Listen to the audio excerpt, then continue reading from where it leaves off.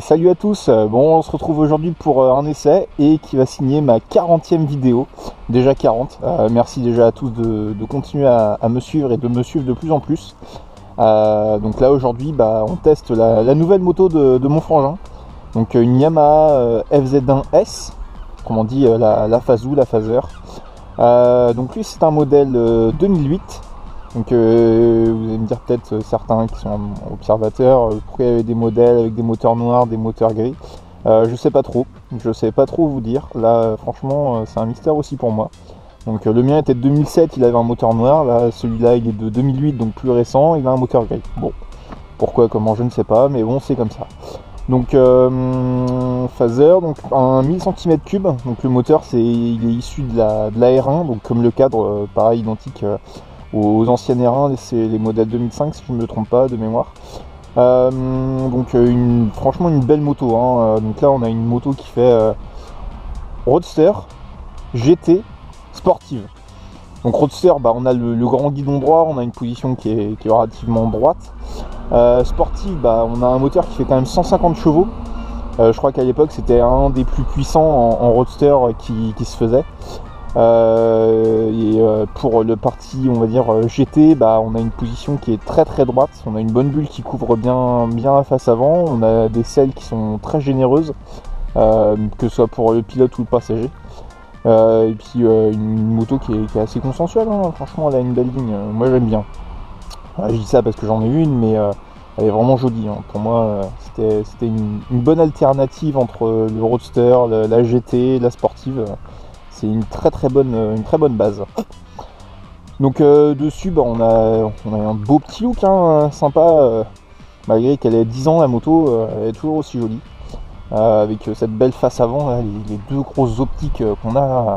Celle-là je peux vous dire ça flash bien quand on met les pleins phares en pleine nuit. C'est vraiment efficace. Donc il a des petites options dessus, il a des petits clignots à LED, donc ils sont vraiment jolis, hein, très bel effet. Une bulle fumée noire double courbure là, ouais, ça protège relativement bien franchement.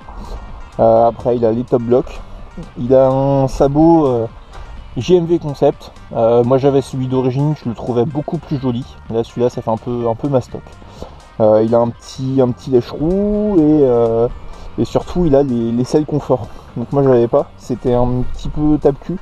Là franchement c'est super moelleux, hein. Honnêtement on a une super bécane et là c'est nickel pour enquiller de la route. Et il a un petit guidon aussi LSL qui est un peu plus haut que le guidon d'origine et un petit peu plus long sur les côtés. On a une bonne prise en main avec ça, c'est vraiment nickel. Donc pour revenir un petit peu à la machine, donc le moteur il fait 150 chevaux. Donc c'est vraiment c'est vraiment ce qu'il faut. Non, c'est une très bonne puissance quand on veut enquiller des bornes, s'amuser sur petite route, faire un peu tout ce que les motards font, mais sans manquer de pêche, quoi. Donc après on est sur des étriers, c'est les mêmes qu'il y avait sur la R1 à l'époque, hein. Donc des bons gros 2 pistons là. Franchement ils font super bien leur taf, hein. 4 pistons pardon, autant pour moi. 4 pistons ils font super bien leur taf. Malgré qu'on soit avec des durites classiques, on a un bon feeling avec le train avant. Ça freine bien, même dans les prises de frein, dans les courbes, ça le fait encore, hein. Quand on arrive un peu vite, on se fait surprendre, on peut garder les freins vraiment longtemps. Et c'est un petit plus, hein. Donc après je l'ai dit, hein, la double courbure. Les rétros, là ça fait super large, hein. Les rétros ils sont super loin, mais on a une bonne visibilité derrière aussi, donc ça aide en plus, hein. Après de l'autre côté c'est la même chose, ce qui fait que c'est aussi on va dire une GT, elle a la béquille centrale. Alors ça franchement c'est le top pour regresser sa chaîne, pour mettre des bagages sur la moto sans que ça tombe. C'est vraiment ce qu'il faut, quoi. C'est le minimum syndical quand on parle d'une GT, c'est bien ça. Et puis il y a un peu de place quand même sous la selle. Il y a de quoi loger un U, des conneries comme ça, il y a la trousse à outils, 2-3 bêtises. C'est un bon petit plus. Bon après il a un grand tankpad là, il est pas très joli, mais bon, il fait bien son taf. Après du côté du compteur, donc certains ont gueulé, mais bon moi j'aime bien le faire le compteur. Donc là on a un compteur qui est relativement joli, assez lisible. Donc on a le compte-tour avec tous les voyants à l'intérieur. De l'autre côté, donc on va trouver la température d'eau, jauge à essence, donc ça c'est quand même assez important, l'heure, un trip A, un trip B, un trip total, donc oui elle a 62 000 km, mais elle marche toujours aussi bien. Et le compteur, l'indicateur de vitesse. Donc non, une bonne moto hein, dans l'ensemble, on a tout ce qu'il faut. En option il y a ça aussi que l'ancien propriétaire a rajouté, une petite prise allume-cigare pour brancher un GPS ou autre, ça fait bien son taf. Et puis surtout ce son, hein, parce qu'il a un petit échappement Scorpion. Bon, il a la chicane, on a foiré la vis, donc pour l'enlever c'est compliqué. Mais il voulait pas que ça fasse trop de bruit par rapport au voyage qu'il allait faire. Donc écoutez-moi un simple.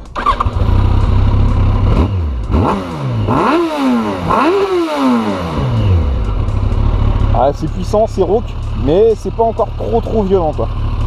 Bon allez, on va voir ce que ça donne sur la route. Alors prenons place. Alors ce que je disais, hein, on a des selles qui sont super confortables. Par contre on a les jambes qui sont très écartées. Hein. Le cadre il est tellement gros avec le gros réservoir. Le réservoir il fait 18 litres, donc ça fait un petit peu de contenance. On a de quoi faire pas mal de kilomètres. Mais ouais, on a les jambes qui sont très écartées. Et le petit point négatif du truc, on a la béquille, c'est super chiant pour l'accéder, il faut aller derrière parce que la tétine, là, elle est au niveau du cale-pied, c'est pas top. Ça c'était le truc sur la mienne, c'était un peu chiant aussi, toujours mettre le pied derrière pour le trouver, c'est un peu la galère. Mais bon, dans l'ensemble on a une bonne prise en main, hein. Franchement avec le guidon large, on a une position qui est assez naturelle, pas trop sur l'avant, mais les bras un peu écartés.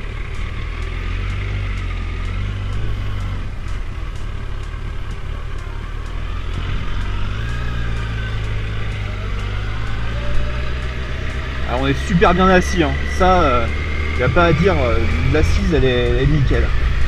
Bon, la moto elle a un petit peu, elle a vieilli quand même, hein, au niveau des... Elle n'a pas été super bien entretenue, je pense. Mais on a essayé de la rattraper au maximum. Bon maintenant, elle a quand même 10 ans, 62 000 km. Là mon frère c'est le 3e propriétaire, donc elle n'a pas connu beaucoup de personnes. Elle n'a pas été trop maltraitée je pense. Et donc bon, sinon pour revenir un peu à l'essai à la base, on a une moto qui est pas très lourde, je crois qu'elle fait 210 kg, quelque chose comme ça, 150 chevaux, donc on a un bon compromis, un bon rapport poids-puissance qui est assez intéressant. Et puis le centre de gravité est placé assez haut, du coup on a une moto qui est relativement légère et qui se pose très facilement sur l'angle.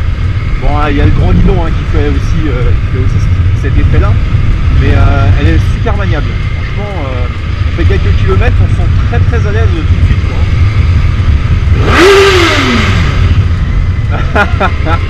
Ah ouais, ça gueule tout dans le fond, c'est sympa. Alors, on a une bonne sonorité, hein. Bon, là il y a la chicane, on n'entend pas trop, mais le son est vraiment rauque quand on monte dans les tours, et assez régulier sur le milieu de la plage de régime, on va dire. Et on a une moto qui est vraiment souple et coupleuse. Là, je suis en 3ème, je crois. 3ème à 2000, ça reprend sur un filet de gaz, c'est super intéressant. Hein. À 2 pour se balader, enfin moi j'ai fait pas mal de duo, c'était le top.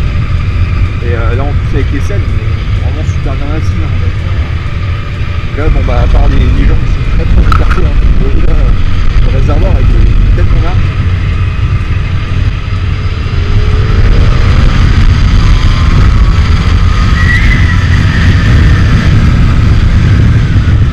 Mais ça enroule tout seul. C'est ça qui est vraiment sympa, c'est qu'on a une moto, on regarde un petit peu où on veut aller, on accélère, on tourne, ça y va tout seul. On sent bien que le cadre et les suspensions alliées. Alors ah oui, tiens, j'ai oublié de dire, c'est que la suspension arrière, c'est pas une origine, c'est une YSS, donc entièrement réglable, paramétrable. Je pense que ça joue un petit peu sur la rigidité et la motricité. Et là on a une fourche qui est complètement, enfin quasiment entièrement réglable. On décharge les tentes, en compression et les tentes, pardon. Là il a bien réglé, on a une moto qui est super saine et qui tape pas du tout. Là on a un couple qui est vraiment démentiel, quoi. On va accélérer et part tout de suite, hein, on a passé les 3000 tours, le moteur il se réveille et là il nous explose à la face. Et c'est non-stop jusqu'à quasiment 9000, 10 000, le moteur il s'arrête jamais, quoi. Donc il a un caractère qui est assez linéaire, mais qui est vraiment attachant et assez joueur, mine de rien. On n'est pas obligé de toujours jouer avec les vitesses pour trouver un peu de couple et de puissance.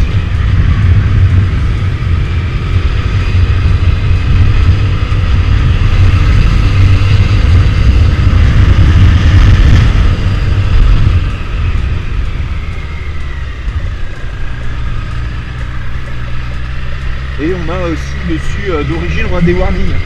Alors c'est un petit plus quand on est dans les bouchons. On peut faire des remontées de fil, tout le monde nous voit, quoi. Voilà, bon, on va mettre un peu les gaz, on va se balader dans les virages, dans les quelques virages du coin là. Je pense que là, c'est là où elle s'exprime réellement, c'est dans les courbes, les petites courbes, les courbes rapides, avec une très bonne stabilité, un bon guidon. C'est là où elle excelle, on va dire. Avec une maniabilité qui est assez forte.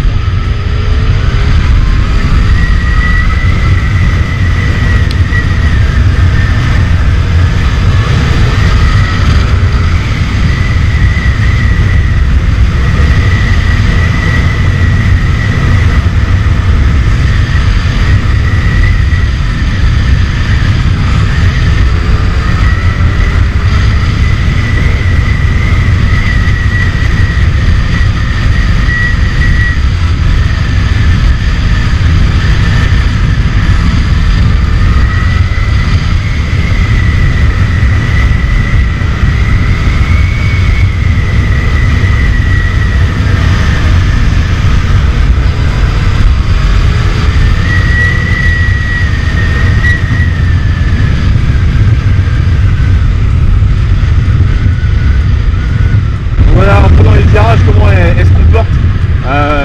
Elle a un très bon train avant, elle s'inscrit très facilement dans les courbes. On peut corriger la trajectoire vraiment facilement, quoi. On n'est pas obligé de tirer sur le guidon appuyé ou quoi. On a juste besoin de regarder ailleurs et elle monte toute seule. On va faire un petit test de reprise. Donc là je suis en 6ème à 1000 tours, 1500 tours. Je vais rouvrir les gaz et on va voir ce qui se passe.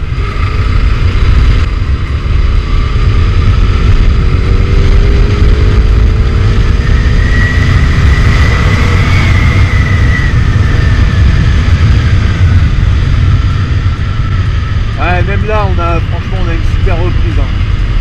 Dans le moto, bon, on était en 6ème quand même, hein, mais à un régime une vitesse de 30 km/h, donc en ville, il faut rester en 6ème et ça repart tout seul, quoi. Et son truc, c'est quand même des courbes rapides, hein, des petites courbes éventuellement là.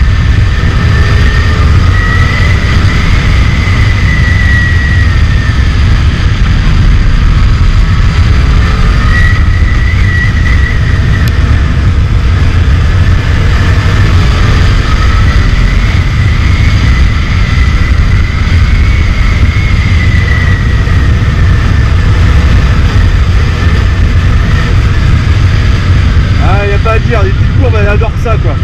Elle les enfile mais comme des perles, ça y va tout seul. Ah, le freinage est bon aussi, hein. Même si on est en durite classique, le fait d'avoir des gros freins devant, des gros étriers, ça l'arrête vraiment tout de suite. Et puis on a un frein arrière qui est un très peu mordant aussi. On peut l'arrêter, la stabiliser vraiment facilement. Tout ça, c'est plein de petits paramètres super intéressants pour cette moto. Hein. Franchement, moi j'en ai une pendant quasiment 10 000 km et j'ai jamais été déçu ou mis en défaut. Donc c'est une excellente machine. Si vous voulez avoir quelque chose de relativement confortable avec une bonne puissance, un look sympa, et foncez, hein, elle est faite pour vous celle-là. Bon, on va voir ce que ça donne quand on met les gaz en grand.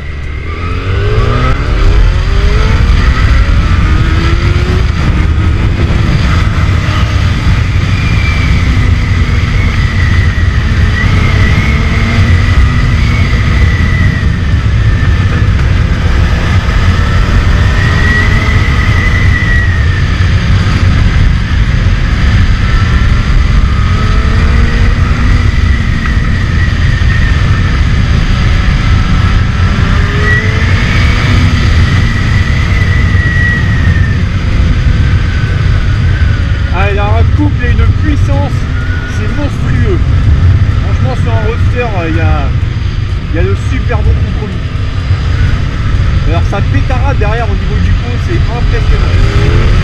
Bon bah voilà, hein. En gros, moto quasi parfaite, un hybride très très sympa. Pour faire un petit bilan de la machine, donc on va dire que dans tout ce qui est petits virages, des lacets, les petites courbes rapides, elle excelle. Elle a un très bon comportement routier, que ce soit pour le moteur ou pour le cadre. On est super bien dans tous les plages de régime. On peut attaquer ou on peut prendre des courbes, enrouler tranquillement. Il n'y a pas de souci, elle le fait très très bien. Dans ce domaine-là, elle est très forte. On a une bonne prise en main, une moto qui est relativement neutre. Bon, elle incite quand même à attaquer. Hein. Dès qu'on commence à lui astiquer un peu sur le moteur, on sent bien qu'elle veut y aller, quoi. Elle veut partir. Après, les petits points, on va dire, négatifs, entre guillemets. On a une position qui est très bonne, mais le réservoir est vraiment très très large.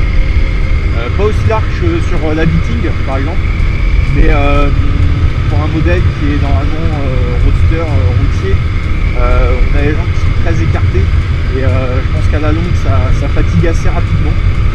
On a une selle qui est, bon, même si là elle est avec le gel de chez Baxter, on a une selle qui est assez rigide entre guillemets. Elle est assez tactue et on sent assez rapidement le fond. Et les arêtes, comme on est sur une selle d'origine, on a les arêtes de la selle qui sont juste les cuisses.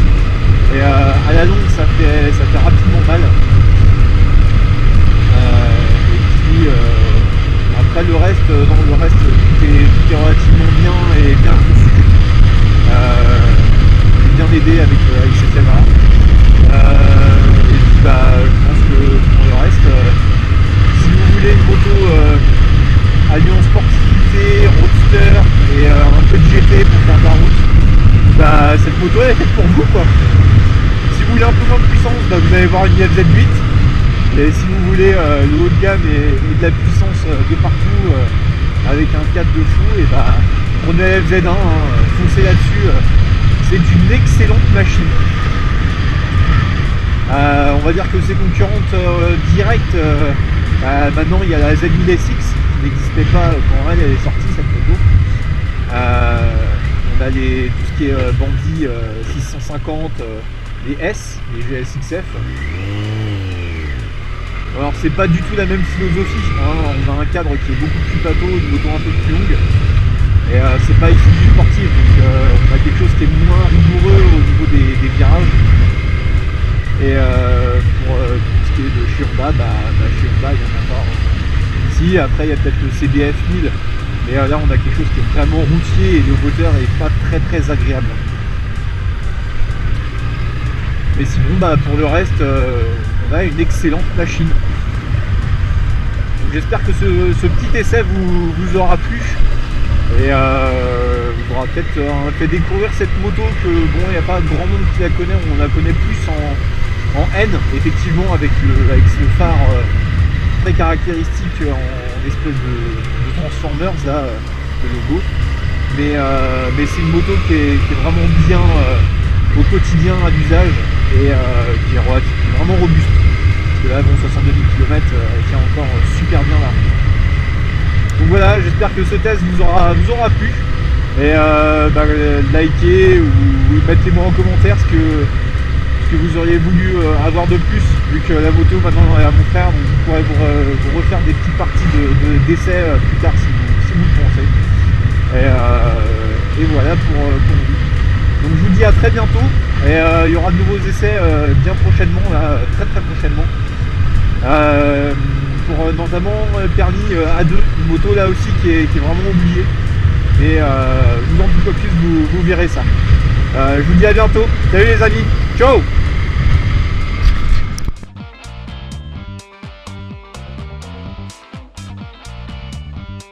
Don't